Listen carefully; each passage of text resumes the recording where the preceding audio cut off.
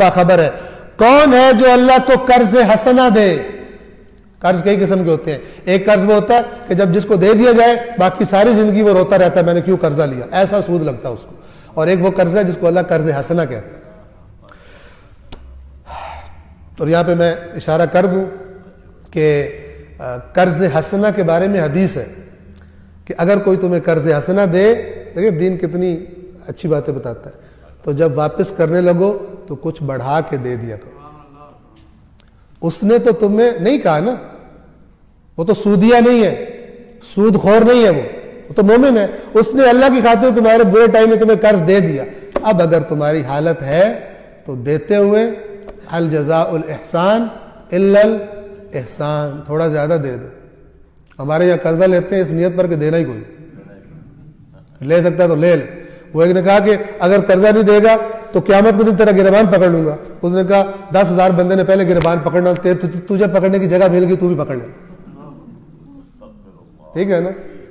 اس طرح کی باتیں کرنا شروع کر دیتے ہیں، لے جاؤ اور کھا جاؤ۔ آپ کو پتہ ہے اگر کسی نے قرض لیا ہو اور اس کے دینے کا وقت آ گیا ہو اور اس کے پاس ہو، اور اگر اس کو قرض لینے والا مانگنے والا آئے اور وہ نماز شروع کر دے، اس کی نماز باطل ہے۔ قرضہ دے اور نماز پڑھے، یہ بھی دین ہے۔ دین یہ نہیں ہے کھا جاؤ پھر کہو یا اللہ میں اتنوں کہ کھا گیا ہوں، اب میں انشاءاللہ عمرے پہ جا رہا ہوں مجھے معاف فرما، ڈکار لے۔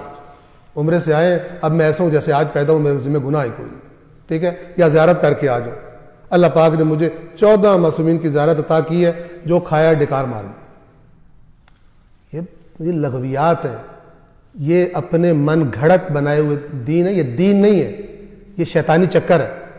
ورنہ اللہ تبارک و تعالی، حدیث ہے میں نے اسی یہاں یثرب میں جمعے کے خطبے میں سنائی تھی کہ حدیث قدسی کہ اللہ فرماتا ہے اگر کوئی بندہ مسجد میں آئے اور آ کر میری بارگاہ میں نماز کے لیے کھڑا ہو جبکہ اس کی گردن پر میرے کسی بندے کا حق ہو جو اس نے کھایا ہوا ہے، تو میں اس پہ لعنت کرتا ہوں، میں اس پہ لعنت کرتا ہوں کہ تو نے میرے بندے پر ظلم کیا ہے اور وہ ظلم اس کی تو کمپنسیشن نہیں کرنا چاہتا، وہ کھا گیا، اب تو نماز پڑھنے آیا، تجھ پر لعنت ہے۔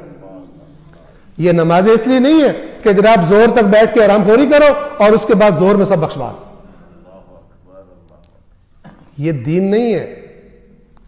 نماز تو روکتی ہے برائیوں سے، یہ کون سی نماز ہے جو اور انکریج کر رہی ہے، بخشوا رہی ہے، کرتا جا بخشواتا جا۔ یہ دین کو نہ صحیح سمجھنے کا نتیجہ ہوتا ہے۔ کون ہے جو اللہ کو قرض حسنہ دے تاکہ اللہ اس کے لیے کئی گنا کر دے اور اس کے لیے بڑا پسندیدہ اجر ہے۔ یوم، کب اجر؟ یہ سامنے اب قیامت کا تذکرہ ہے۔ خرچ کرنے والے اور خرچ نہ کرنے والے جو تھے منافق، ان میں کیا فرق ہوگا؟ ایمان والے کنہیں کہا جا رہا ہے؟ جو خرچ کرتے ہیں، اور جنہوں نے خرچ نہیں کیا وہ منافق۔ اب دیکھیں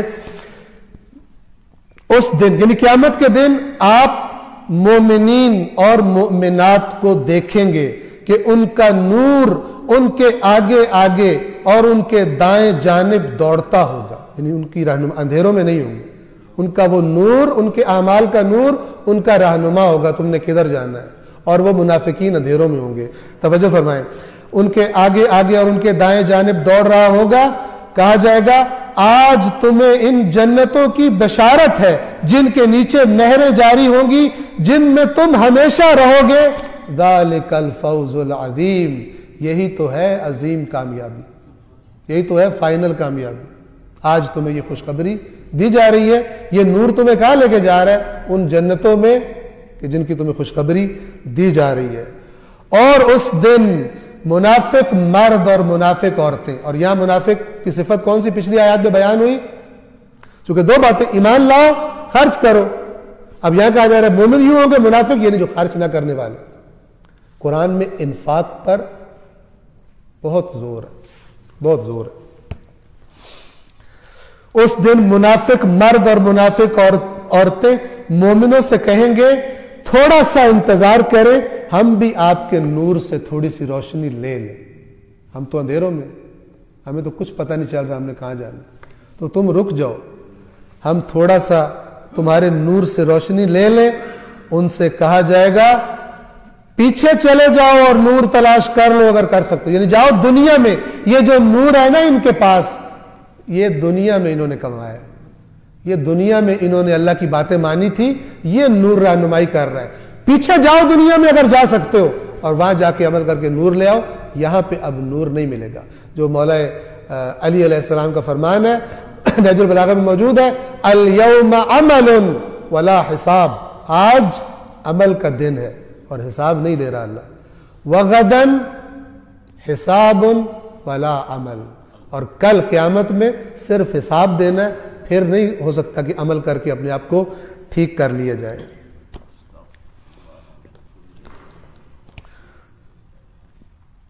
ایک صلوات پڑھیں محمد وآل محمد پر.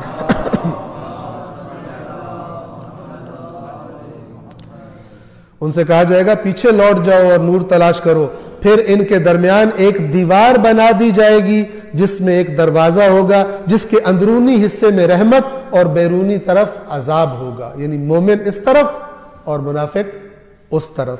اب ان کی آپس میں دیوار کھڑی ہو جائے گی لیکن ایک دوسرے کی آوازیں سن سکتے ہوں گے، اور ان کے درمیان جو ڈائیلاگ ہوگا وہ دیکھیں کیا فرمایا اللہ فرما رہا ہے. اور یہ ہونا ہے کیونکہ خدا نے فرمایا تو یہ ہونا ہے. یہ منظر دیکھا جائے گا. وہ مومنوں کو پکار کر کہیں گے کیا ہم تمہارے ساتھ نہیں تھے دنیا میں؟ ہم ملا کرتے تھے، ساتھ رہتے تھے، تو تھوڑا سا رحم کر دو ہمارے اوپر، تھوڑا سا اپنے نور میں سے ہمیں دے دو، ہم تمہارے ساتھ نہیں تھے؟ مومن کہیں گے تھے تو صحیح، لیکن تم نے خود اپنے آپ کو اس فتنے میں ڈالا، تم نے فتنے میں ڈالا، اور تم ہمارے لیے تم انتظار میں رہتے تھے کہ دیکھو ہوتا کیا ہے. ان کا بیڑا غرق ہو جاتا ہے مومنوں کا. یہ اس زمانے منافق کیا کہتے تھے کہ انتظار کرو، ساتھ مل کے اوپر ساتھ مل جاؤ. اگر کافروں سے بھی ان لنک تھے، ان کانٹیکٹ تھے، اگر تو شکست ہو گئی تب بھی ہم تو فٹ ہے اپنی جگہ پر، اور اگر یہ پارٹی جیت گئی، یہ کمپنی کامیاب ہو گئی، تو ہم نے ادھر بھی نام لکھوایا ہوا اپنا. دونوں طرف سے اپنا کام ہم نے سیٹ رکھا ہوا ہے. اللہ ان سے کیا کہہ رہا ہوگا؟ یہ جو اللہ یہ منظر بتا رہا ہے کہ یہ منافق جو خرچ بھی نہیں کرتے تھے چونکہ کمپنی کی کامیابی کا یقین نہیں تھا، لیکن تم نے خود اپنے آپ کو فتنے میں ڈالا اور تم منتظر رہے ہمارے بارے میں حوادث کے لیے. ایک ہوتا ہے انتظار، ایک ہوتا ہے تربص. تربص تربص کس انتظار کو کہتے ہیں؟ خاص انتظار، کہ جس میں ایک بندہ انتظار کرے کہ اس کے ساتھ کیا ہوتا ہے، جو ہوگا پھر میں بھی اپنے آپ کو اس کے مطابق فٹ کر لوں. ایمان نہیں ہوتا، چلاکی اپنی طرف سے کر رہا ہوتا. تو تم نے تربص کیا، منتظر رہے اور شک کرتے رہے.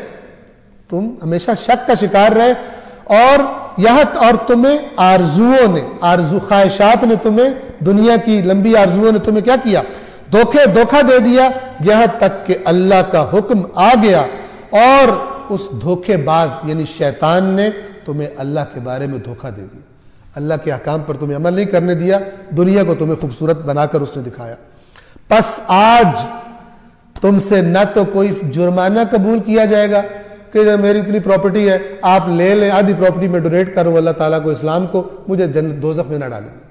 فَالْيَوْمَ لَا يُؤْخَذُ مِنْكُمْ، آج خرچ کرنے کا دن نہیں ہے، آج گرفت کا دن ہے. تو نہ تم سے کوئی فدیہ قبول کیا جائے گا اور نہ کافروں سے. اب یہاں سے سمجھے آپ، نہ تم سے کوئی جرمانہ آج اللہ قبول کرے گا نہ کافروں سے. اس کا کیا مطلب ہے؟ یہ کون تھے جو مومنوں کی صفوں میں گھسے ہوئے تھے؟ انفاق کی امپورٹنس آپ دیکھیں. پس آج تم سے، اب میں عرض کر دوں، اگر ہو سکے آپ سے، آپ اپنے بچوں کو پاکٹ منی دیتے ہیں نا، آپ ان کو عادت ڈالیے کہ بیٹا جتنے پیسے ملے ان میں سے 1% رکھ لو خدا کی راہ میں خرچ کر لو. چھوٹے چھوٹوں کو ڈال دیں، عادت ان کی زندگیوں کا حصہ بن جائے کہ جو بھی میرے پاس آئے گا، چاہے بابا دے رہے ہیں، چاہے ماما دے رہی ہیں، چاہے کہیں سے آیا، چاہے ہدیہ ملا ہے، چاہے مثلا میں نے خود کمایا ہے، اس کو عادت پڑ گئی ہوگی کہ اس میں سے میں نے ایک حصہ اللہ کے راستے میں خرچ کرنا ہے. ورنہ جمع کیے جاؤ، الذی جمع مالا وعددہ، مال جمع کرتا گنتا رہتا ہے. پچھلے سال ماشاءاللہ اکاؤنٹس اتنے ہو گئے تھے، اس سال ماشاءاللہ اکاؤنٹس اتنے ہو گئے، اللہ تعالیٰ نے بڑا کرم کیا ہے، خرچ کچھ بھی نہیں کرتا خدا کے راستے.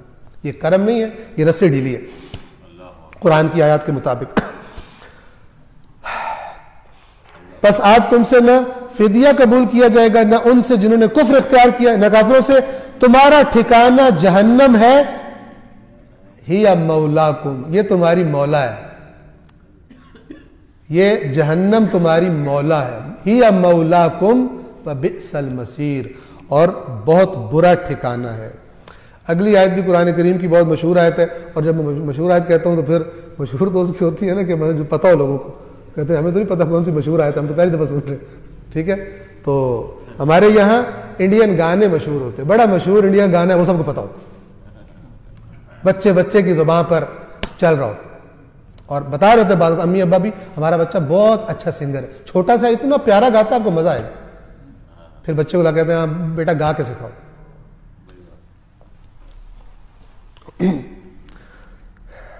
اتنے انڈین گانوں کی دھنیں پسند ہیں کہ کچھ مکاروں کو پتہ ہے وہ ہمیں قصیدے بھی انہی دھنوں پر بنا کے سناتے۔ نعم البدل، ملت نے اتنے 40 دن کیسے جدا رہے گا گانوں سے، لہذا اسی ٹیون پر بنا کے لے تاکہ وہ مزہ نشہ نہ ٹوٹے کہیں موسیقی کا، کیونکہ روح کی غذا ہوتی ہے۔ انا للہ و انا الیہ راجعون۔ صلوات پڑھیے محمد و آل محمد۔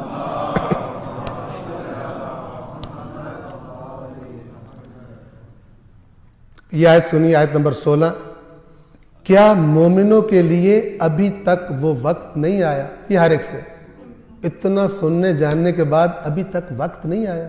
کیا مومنوں کے لیے ابھی تک وہ وقت نہیں آیا کہ ان کے دل یاد خدا اور یہ جو حق ہم نے نازل کیا ہے اس کی وجہ سے نرم ہو جائیں اور جھک جائیں، مان لیں بات کو ہماری؟ ابھی تک مومنوں پر، اس کا مطلب کچھ مومن ہوتے ہیں اس قسم کے بھی جن پر وقت نہیں آیا ہوتا، ٹھیک ہے؟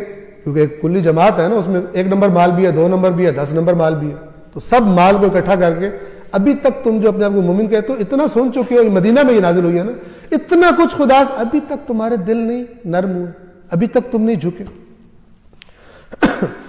اور وہ ان لوگوں کی طرح نہ ہو جائیں جنہیں ان سے پہلے کتاب دی گئی تھی اور پھر ایک طویل مدت جب ان پر گزری تو ان کے دل سخت ہو گئے۔ ان کو کتاب بھی تھی، دین بھی تھا، لیکن اللہ کی باتوں پر عمل نہیں تھا، ان کے دل سخت ہو گئے، اور ان کی نشانی کیا ہے؟ ان میں سے بہت سے لوگ فاسق۔ اب آپ دیکھیں سمجھ میں آتا ہے کہ نہیں آتا قرآن؟ اس کو اپلائی کریں کہ مدت کتاب ملنے کے بعد لمبا عرصہ گزرا تو دل سخت ہو گئے اور بہت سارے فاسق ہو گئے، ٹھیک ہے؟ آج کتنے مسلمان ہیں جو فاسق، دبا کے فسق کرتے ہیں، دبا کے فسق کی محفلیں جماتے ہیں۔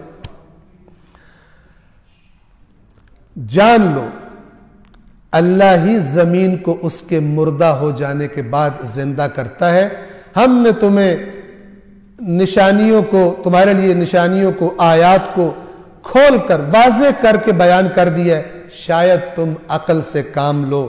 بے شک وہ لوگ جو صدقہ دینے والے، یقیناً صدقہ دینے والے مرد اور صدقہ دینے والی عورتیں، یہ صدقہ انفاق ہوتا ہے، یہ واجبات نہیں ہوتا، یہ انفاق ہے۔